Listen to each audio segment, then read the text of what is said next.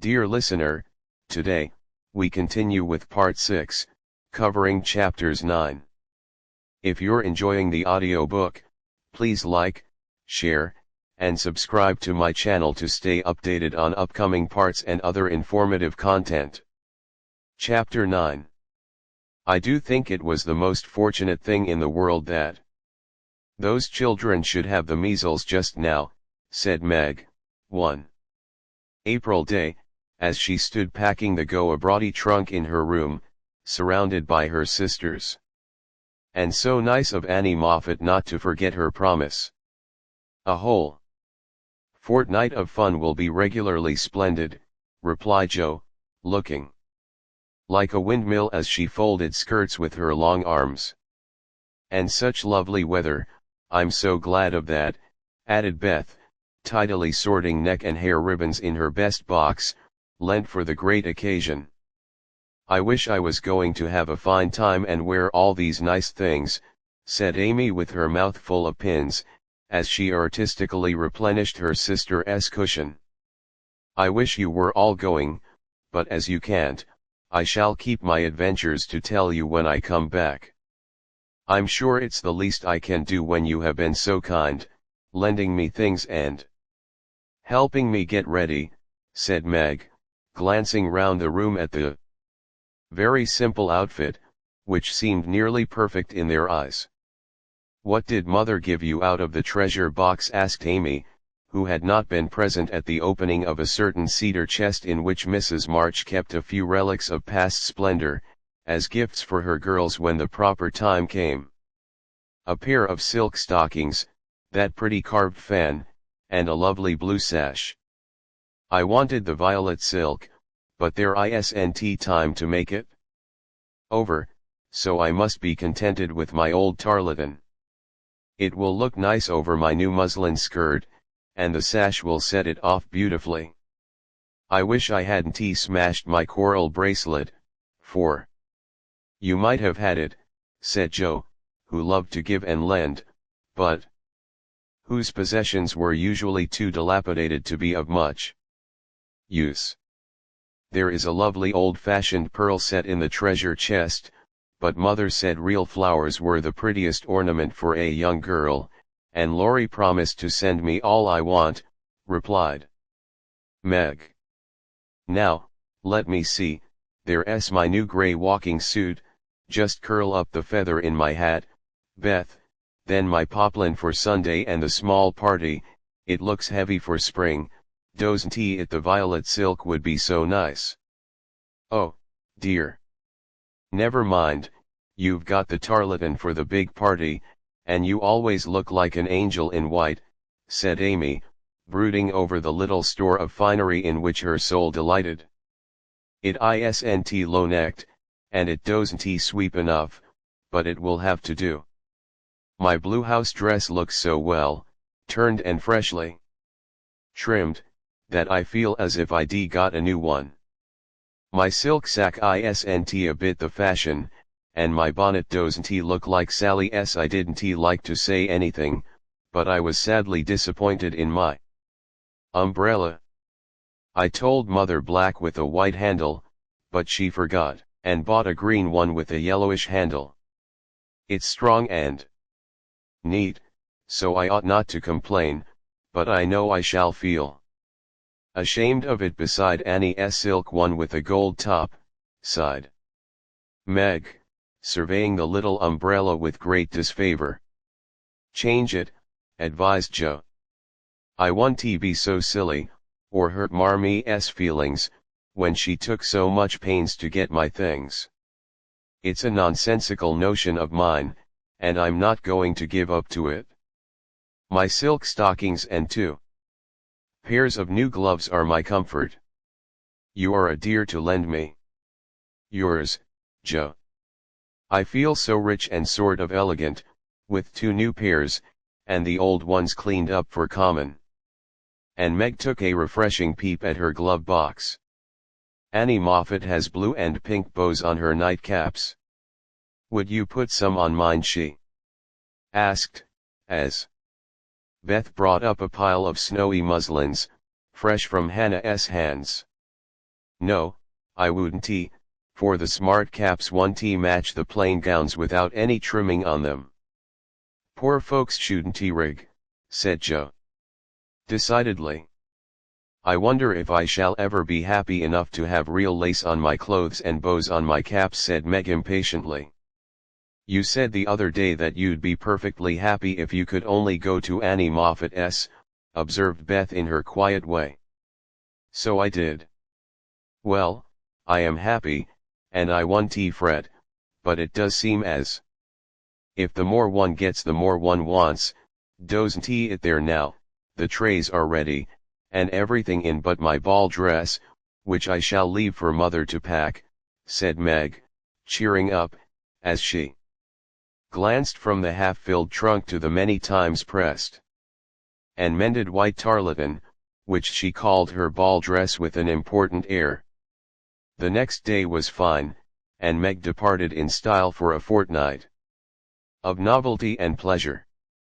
Mrs. March had consented to the visit. Rather reluctantly, fearing that Margaret would come back more discontented than she went. But she begged so hard, and Sally had promised to take good care of her, and a little pleasure seemed so delightful. After a winter of irksome work that the mother yielded, and the daughter went to take her first taste of fashionable life. The Moffats were very fashionable, and simple Meg was rather daunted, at first, by the splendor of the house and the elegance of its occupants. But they were kindly people, in spite of the frivolous life they led, and soon put their guest at her ease. Perhaps Meg felt, without understanding why, that they were not particularly cultivated or intelligent people, and that all their gilding could not quite conceal the ordinary material of which they were made. It certainly was agreeable to fare sumptuously, drive in a fine carriage, wear her best frock every day, and do nothing but enjoy herself. It suited her exactly, and soon she began to imitate the manners and conversation of those about her, to put on little airs and graces, use French phrases, crimp her hair, take in her dresses, and talk about the fashions as well as she could. The more she saw of Annie Moffat's pretty things, the more she envied her and sighed to be rich. Home now looked bare and dismal as she thought of it, work grew harder than ever, and she felt that she was a very destitute and much injured girl, in spite of the new gloves and silk stockings. She had not much time for repining, however, for the three young girls were busily employed in having a good time. They shopped, walked, rode, and called all day, went to theaters and operas or frolicked at home in the evening, for Annie had many friends and knew how to entertain them. Her older sisters were very fine young ladies, and one was engaged, which was extremely interesting and romantic, Meg thought. Mr. Moffat was a fat, jolly old gentleman, who knew her father, and Mrs. Moffat, a fat, jolly old lady, who took as great a fancy to Meg as her daughter had done. Everyone petted her, and Daisy, as they called her, was in a fair way to have her head turned. When the evening for the small party came, she found that the poplin wouldn't do at all, for the other girls were putting on thin dresses and making themselves very fine indeed. So out came the tarlatan, looking older, limper, and shabbier than ever. Besides Sally's crisp new one. Meg saw the girls glance at it and then at one another, and her cheeks began to burn, for with all her gentleness she was very proud.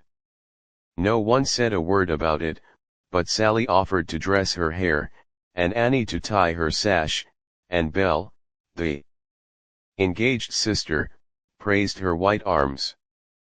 But in their kindness, Meg saw only pity for her poverty, and her heart felt very heavy. As she stood by herself, while the others laughed, chattered, and flew about like gauzy butterflies. The hard, bitter feeling was getting pretty bad, when the maid brought in a box of flowers. Before she could speak, Annie had the cover off, and all were exclaiming at the lovely roses, heath, and fern within. It's for Belle, of course, George always sends her some, but these are altogether ravishing, cried Annie, with a great sniff. They are for Miss March, the man said. And here's a note, put in the maid, holding it to Meg. What fun! Who are they from? Didn't he know you had a lover? Cried the girls, fluttering about Meg in a high state of curiosity and surprise. The note is from Mother, and the flowers from Laurie, said Meg simply, yet much gratified that he had not forgotten her. Oh, indeed, said Annie with a funny look, as Meg slipped the note into her pocket as a sort of talisman against envy, vanity, and false pride, for the few loving words had done her good, and the flowers cheered her up by their beauty. Feeling almost happy again, she laid by a few ferns and roses for herself, and quickly made up the rest in dainty bouquets for the breasts, hair, or skirts of her friends, offering them so prettily that Clara, the elder sister, told her she was the sweetest little thing she ever saw, and they looked quite charmed with her small attention. Somehow the kind act finished her despondency, and when all the rest went to show themselves to Mrs. Moffat, she saw a happy, bright-eyed face in the mirror, as she laid her ferns against her rippling hair and fastened the roses in the dress that didn't strike her as so very shabby now.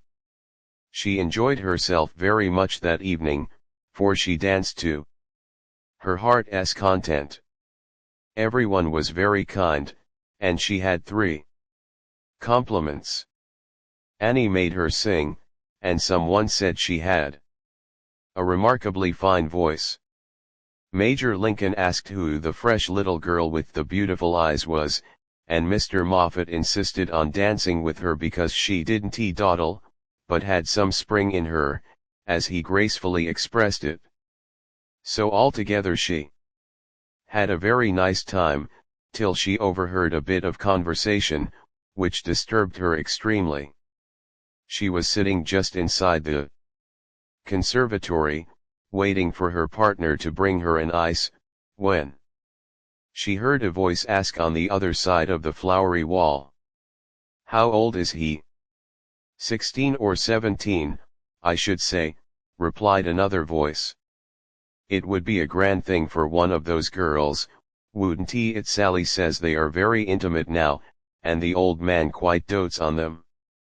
Mrsm has made her plans, I dare say, and will play her cards well, early as it is." "The girl evidently doesn't think of it yet," said Mrs. Moffat. She told that fib about her mamma, as if she did know, and colored up when the flowers came quite prettily. "Poor thing! She'd be so nice if she was only got up in style.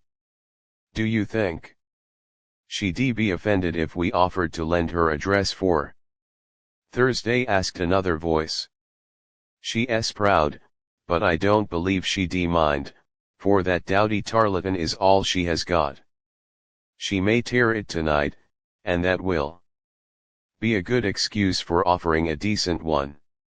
Here Meg's partner appeared, to find her looking much flushed and rather agitated.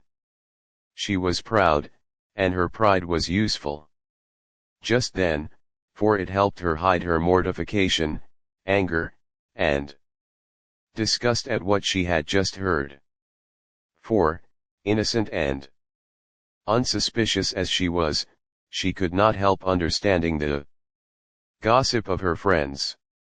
She tried to forget it, but could not, and kept repeating to herself, "MRSM has made her plans, that fib about her mama, and dowdy tarlatan," till she was ready to cry and rush home to tell her troubles and ask for advice.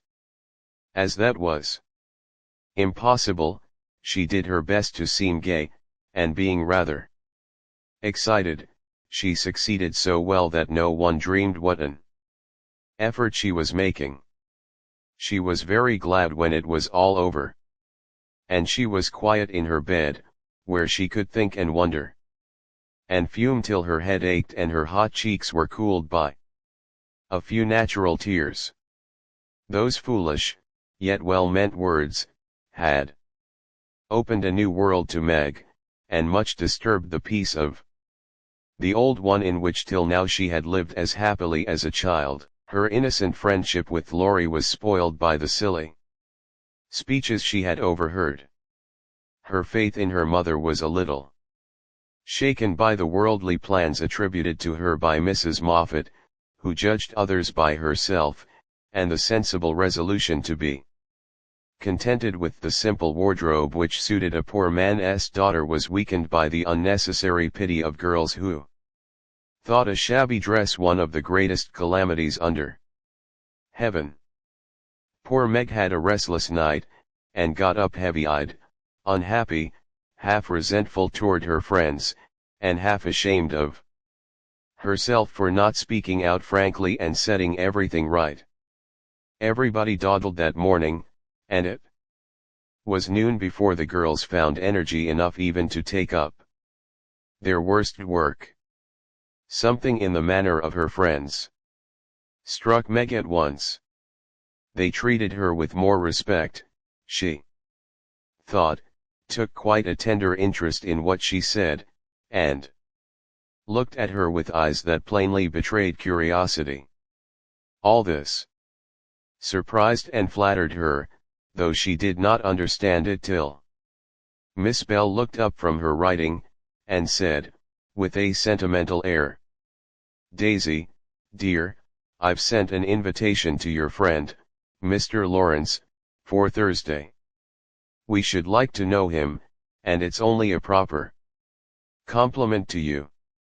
Meg colored, but a mischievous fancy to tease the girls made her reply demurely, "You are very kind, but I'm afraid he won't come." "Why not?" Cherie asked Miss Bell. "He's too old." "My child, what do you mean? What is his age, I beg to know?" cried Miss Clara. "Nearly 70, I believe," answered Meg, counting stitches to hide the merriment in her eyes. "You sly creature! Of course we meant the young man," exclaimed Miss Bell, laughing. "There isn't any, Laurie is only a little boy." And Meg laughed also, at the queer look which the sisters exchanged, as she thus described her supposed lover. "About you age," Nan said. "Nearer my sister Jo's, I am 17 in August," returned Meg, tossing her head. "It's very nice of him to send you flowers, isn't it?" said Annie, looking wise about nothing. "Yes, he often does, to all of us, for their house is full, and we are so fond of them. My mother and old Mr. Lawrence are friends, you know, so it is quite natural that we children should play together." And Meg hoped they would say no more. "It's evident Daisy isn't out yet," said Miss Clara to Belle with a nod. "Quite a pastoral state of innocence all round," returned Miss Bell with a shrug. "I am going out to get some little matters for my girls." "Can I do anything for you, young ladies?" asked Mrs. Moffat, lumbering in like an elephant in silk and lace. "No, thank you, ma'am," replied Sally. "I've got my new pink silk for Thursday and don't want a thing." "Nor I," began Meg, but stopped because it occurred to her that she did want several things and could not have them. "What shall you wear?" asked Sally. "My old white one again, if I can mend it fit to be seen. It got sadly torn last night," said Meg, trying to speak quite easily, but feeling very uncomfortable. "Why don't you send home for another?" said Sally, who was not an observing young lady. "I haven't got any other." It cost Meg an effort to say that, but Sally did not see it and exclaimed in amiable surprise, "Only that, how funny." She did not finish her speech, for Belle shook her head at her and broke in, saying kindly, "Not at all. Where is the use of having a lot of dresses when she isn't out yet? There's no need of sending home, Daisy, even if you had a dozen, for I've got a sweet blue silk laid away, which I've outgrown, and you shall wear it to please me, won't you, dear?" "You are very kind, but I don't mind my old dress if you don't. It does well enough for a little girl like me," said Meg. "Now do let me please myself by dressing you up in style. I admire to do it, and you'd be a regular little beauty with a touch here and there. I shan't let anyone see you till you are done, and then we'll burst upon them like Cinderella and her godmother." "Going to the ball?" said Belle in her persuasive tone. Meg couldn't refuse the offer so kindly made, for a desire to see if she would be a little beauty after touching up caused her to accept and forget all her former uncomfortable feelings toward the Moffats. On the Thursday evening, Belle shut herself up with her maid, and between them they turned Meg into a fine lady. They crimped and curled her hair, they polished her neck and arms with some fragrant powder, touched her lips with coral-lined salve to make them redder, and Hortense would have added a soupçon of rouge, if Meg had not rebelled. They laced her into a sky-blue dress, which was so tight she could hardly breathe and so low in the neck that modest Meg blushed at herself in the mirror. A set of silver filigree was added, bracelets, necklace, brooch, and even earrings, for Hortense tied them on with a bit of pink silk which did not show. A cluster of tear rosebuds at the bosom and a ruche reconciled Meg to the display of her pretty, white shoulders, and a pair of high-heeled silk boots satisfied the last wish of her heart. A lace handkerchief, a plumy fan, and a bouquet in a shoulder holder finished her off, and Miss Belle surveyed her with the satisfaction of a little girl with a newly dressed doll. "Mademoiselle is charmante, très jolie, is she not?" cried Hortense, clasping her hands in an affected rapture. "Come and show yourself," said Miss Belle, leading the way to the room where the others were waiting. As Meg went rustling after, with her long skirts trailing, her earrings tinkling, her curls waving, and her heart beating, she felt as if her fun had really begun at last, for the mirror had plainly told her that she was a little beauty. Her friends repeated the pleasing phrase enthusiastically, and for several minutes she stood, like a jackdaw in the fable, enjoying her borrowed plumes, while the rest chattered like a party of magpies. "While I dress, do you drill her, Nan, in the management of her skirt and those French heels, or she will trip herself up. Take your silver butterfly, and catch up that long curl on the left side of her head, Clara, and don't any of you disturb the charming work of my hands," said Belle, as she hurried away, looking well pleased with her success.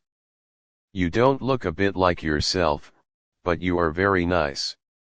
I'm nowhere beside you, for Belle has heaps of taste, and you're quite French, I assure you. Let your flowers hang, Don't be so careful of them, and be sure you don't trip, returned Sally, trying not to care that Meg was prettier than herself.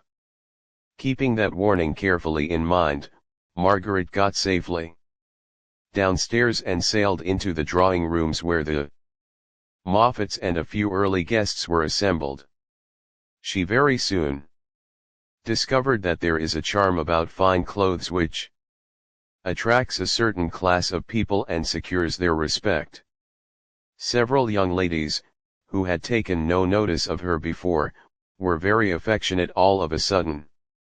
Several young gentlemen, who had only stared at her at the other party, now not only stared, but asked to be introduced, and said all manner of foolish but agreeable things to her, and several old ladies, who sat on the sofas, and criticized the rest of the party, inquired who she was with an air of interest. She heard Mrs. Moffat reply to one of them. Daisy March, father a colonel in the army, one of our first families, but reverses of fortune, you know, intimate friends of the Lawrences, sweet creature, I assure you, my Ned is quite wild about her. Dear me, said the old lady, putting up her glass for another observation of Meg, who tried to look as if she had not heard, and been rather shocked at Mrs. Moffat's fibs. The queer feeling did not pass away, but she imagined herself acting the new part of fine lady and so got on pretty well, though the tight dress gave her a side ache, the train kept getting under her feet, and she was in constant fear lest her earrings should fly off and get lost or broken. She was flirting her fan and laughing at the feeble jokes of a young gentleman who tried to be witty, when she suddenly stopped laughing and looked confused, for just opposite, she saw Laurie. He was staring at her with undisguised surprise, and disapproval also, she thought, for though he bowed and smiled, yet something in his honest eyes made her blush and wish she had her old dress on. To complete her confusion, she saw Belle nudge Annie, and both glance from her to Laurie, who, she was happy to see, looked unusually boyish and shy. Silly creatures, to put such thoughts into my head. I want to care for it, or let it change me a bit, thought Meg, and rustled across the room to shake hands with her friend. I am glad you came, I was afraid you wouldn't, she said, with her most grown-up air. Joe wanted me to come, and tell her how you looked, so I did, answered Laurie, without turning his eyes upon her, though he half smiled at her maternal tone. What shall you tell her? Asked Meg, full of curiosity to know his opinion of her, yet feeling ill at ease with him for the first time. I shall say I didn't know you, for you look so grown up and unlike yourself. I'm quite afraid of you, he said, fumbling at his glove button. How absurd of you. The girls dressed me up for fun, and I rather like it. Wouldn't Joe stare if she saw me, said Meg, bent on making him say whether he thought her improved or not. Yes, I think she would, returned Laurie gravely. Don't you like me so? Asked Meg. No, I don't, was the blunt reply. Why not? In an anxious tone. He glanced at her frizzled head, bare shoulders, and fantastically trimmed dress with an expression that abashed her more than his answer, which had not particle of his usual politeness in it. I don't like fuss and feathers. That was altogether too much from a lad younger than herself, and Meg walked away, saying petulantly, you are the rudest boy I ever saw.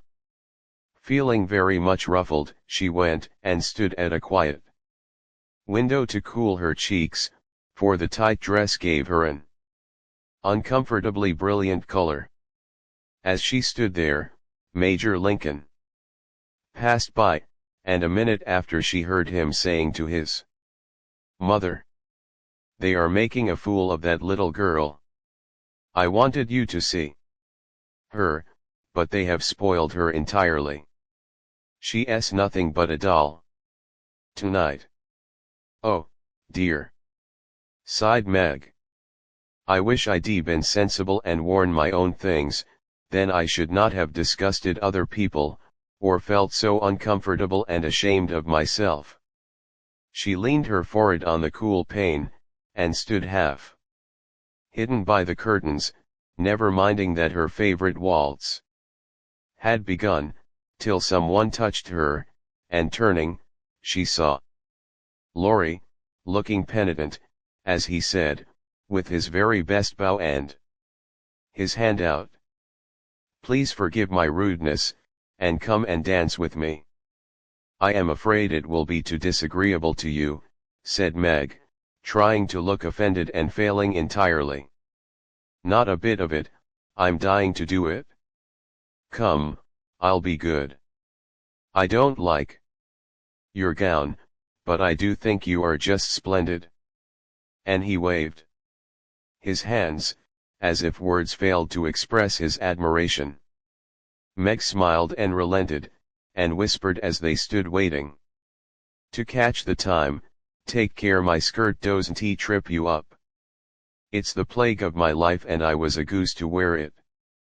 Pin it round your neck, and then it will be useful, said Laurie, looking down at the little blue boots, which he evidently approved of.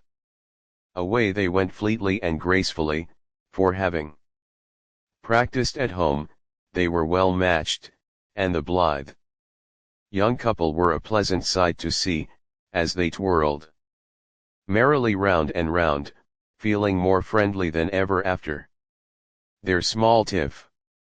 Laurie, I want you to do me a favor, will you, said Meg, as he stood fanning her when her breath gave out, which it did very soon, though she would not own why. One ti, said Laurie, with alacrity. Please don't tell them at home about my dress tonight. They won't understand the joke, and it will worry mother. Then why did you do it, said Laurie's eyes, so plainly that Meg hastily added. I shall tell them myself all about it, and fess to mother how silly I've been. But I'd rather do it myself. So you'll not tell, will you? I give you my word I won't, only what shall I say when they ask me? Just say I looked pretty well and was having a good time. I'll say the first with all my heart, but how about the other? You don't look as if you were having a good time. Are you? And Laurie looked at her with an expression which made her answer in a whisper. No, not just now. Don't think I'm horrid. I only wanted a little fun, but this sort doesn't pay, I find, and I'm getting tired of it. Here comes Ned Moffat. What does he want? Said Laurie, knitting his black brows as if he did not regard his young host in the light of a pleasant addition to the party. He put his name down for 3 dances, and I suppose he's coming for them. What a bore, said Meg, assuming a languid air which amused Laurie immensely. He did not speak to her again till supper time, when he saw her drinking champagne with Ned and his friend Fisher, who were behaving like a pair of fools, as Laurie said to himself, for he felt a brotherly sort of right to watch over the marches and fight their battles whenever a defender was needed. You'll have a splitting headache tomorrow, if you drink much of that. I wouldn't, Meg, your mother doesn't like it, you know, he whispered, leaning over her chair, as Ned turned to refill her glass and Fisher stooped to pick up her fan. I am not Meg tonight, I'm a doll who does all sorts of crazy things. Tomorrow I shall put away my fuss and feathers and be desperately good again, S.E. answered with an affected little laugh. Wish tomorrow was here, then, muttered Laurie, walking off, ill-pleased at the change he saw in her. Meg danced and flirted, chattered, and giggled, as the other girls did. After supper she undertook the German, and blundered through it, nearly upsetting her partner with her long skirt, and romping in a way that scandalized Laurie, who looked on and meditated a lecture. But he got no chance to deliver it, for Meg kept away from him till he came to say good night. "Remember," she said, trying to smile, for the splitting headache had already begun. "Silence a la mort," replied Laurie, with a melodramatic flourish, as he went away. This little bit of byplay excited Annie's curiosity, but Meg was too tired for gossip and went to bed, feeling as if she had been to a masquerade and hadn't enjoyed herself as much as she expected.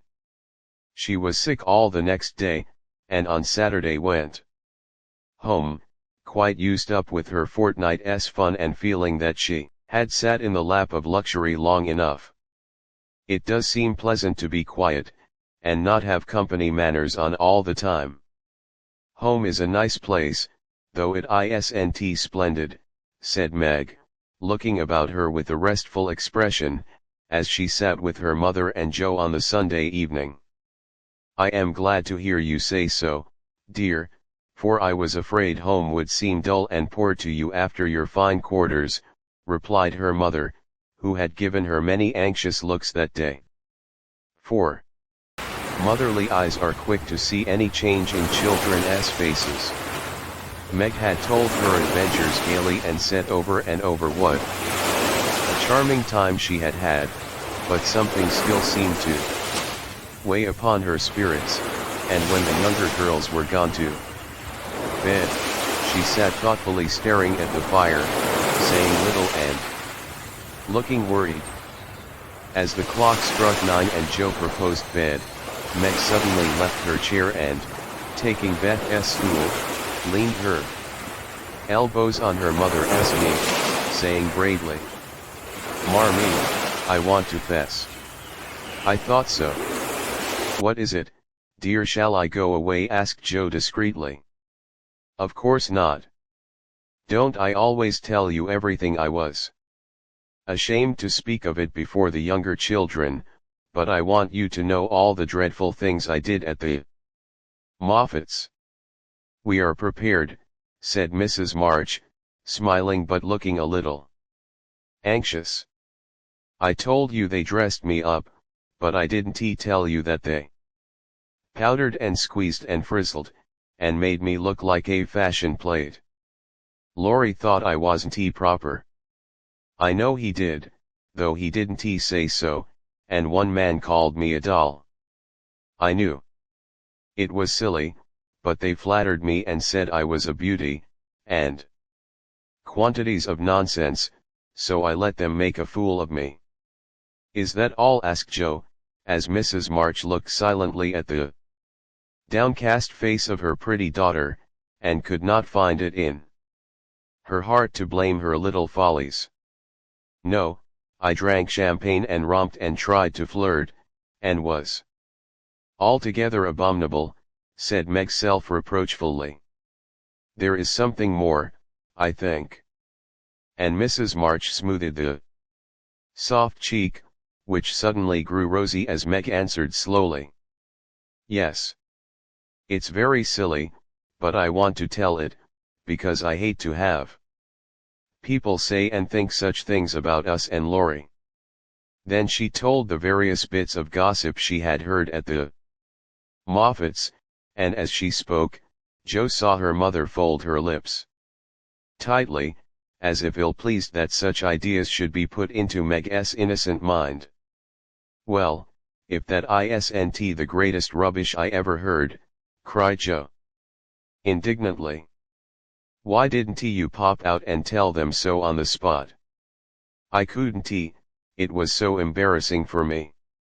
I couldn't help hearing at first, and then I was so angry and ashamed, I didn't remember that I ought to go away. Just wait till I see Annie Moffat, and I'll show you how to settle. Such ridiculous stuff. The idea of having plans and being kind to Laurie because he's rich and may marry us by and by. Won't he shout when I tell him what those silly things say about us.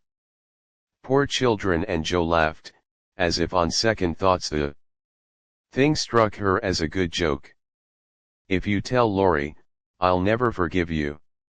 She mustn't, must she, Mother, said Meg, looking distressed. No, never repeat that foolish gossip, and forget it as soon as you can, said Mrs. March gravely. I was very unwise to let you go among people of whom I know so little, kind, I dare say, but worldly, ill-bred, and full of these vulgar ideas about young people. I am more sorry than I can express for the mischief this visit may have done you, Meg. Don't be sorry, I won't let it hurt me. I'll forget all the bad and remember only the good, for I did enjoy a great deal, and thank you very much for letting me go. I'll not be sentimental or dissatisfied, Mother. I know I'm a silly little girl, and I'll stay with you till I'm fit to take care of myself. But it is nice to be praised and admired, and I can't help saying I like it, said Meg, looking half ashamed of the confession. That is perfectly natural, and quite harmless, if the liking does not become a passion and lead one to do foolish or unmaidenly things. Learn to know and value the praise which is worth having, and to excite the admiration of excellent people by being modest as well as pretty, Meg. Margaret sat thinking a moment, while Jo stood with her hands behind her, looking both interested and a little perplexed, for it was a new thing to see Meg blushing and talking about admiration, lovers, and things of that sort. And Jo felt as if during that fortnight her sister had grown up amazingly, and was drifting away from her into a world where she could not follow. Mother, do you have plans, as Mrs. Moffat said, asked Meg bashfully. Yes, my dear, I have a great many, all mothers do, but mine differ somewhat from Mrs. Moffat's, I suspect. I will tell you some of them, for the time has come when a word may set this romantic little head and heart of yours right, on a very serious subject. You are young, Meg, but not too young to understand me, and Mother's lips are the fittest to speak of such things to girls like you. Jo, your turn will come in time, perhaps, so listen to my plans and help me carry them out, if they are good. Jo went and sat on one arm of the chair, looking as if she thought they were about to join in some very solemn affair. Holding a hand of each, and watching the two young faces wistfully, Mrs. March said, in her serious yet cheery way, I want my daughters to be beautiful, accomplished, and good. To be admired, loved, and respected. To have a happy youth, to be well and wisely married, and to lead useful, pleasant lives, with as little care and sorrow to try them as God sees fit to send. To be loved and chosen by a good man is the best and sweetest thing which can happen to a woman, and I sincerely hope my girls may know this beautiful experience. It is natural to think of it, Meg, right? To hope and wait for it, and wise to prepare for it, so that when the happy time comes, you may feel ready for the duties and worthy of the joy. My dear girls, I am ambitious for you, but not to have you make a dash in the world, marry rich men merely because they are rich, or have splendid houses, which are not homes because love is wanting. Money is a needful and precious thing, and when well used, a noble thing, but I never want you to think it is the first or only prize to strive for. I'd rather see you poor men's wives, if you were happy, beloved, contented, than queens on thrones, without self-respect and peace. Poor girls don't stand any chance, Belle says, unless they put themselves forward, sighed Meg. Then we'll be old maids, said Joe stoutly. Right, Joe. Better be happy old maids than unhappy wives, or unmaidenly girls, running about to find husbands, said Mrs. March decidedly. Don't be troubled, Meg, poverty seldom daunts a sincere lover. Some of the best and most honored women I know were poor girls, but so love-worthy that they were not allowed to be old maids. Leave these things to time. Make this home happy, so that you may be fit for homes of your own, if they are offered you, and contented here if they are not. One thing remember, my girls. Mother is always ready to be your confidant, father to be your friend, and both of hope and trust that our daughters, whether married or single, will be the pride and comfort of our lives. We will, Marmee, we will, cried both, with all their hearts, as she bade them good night.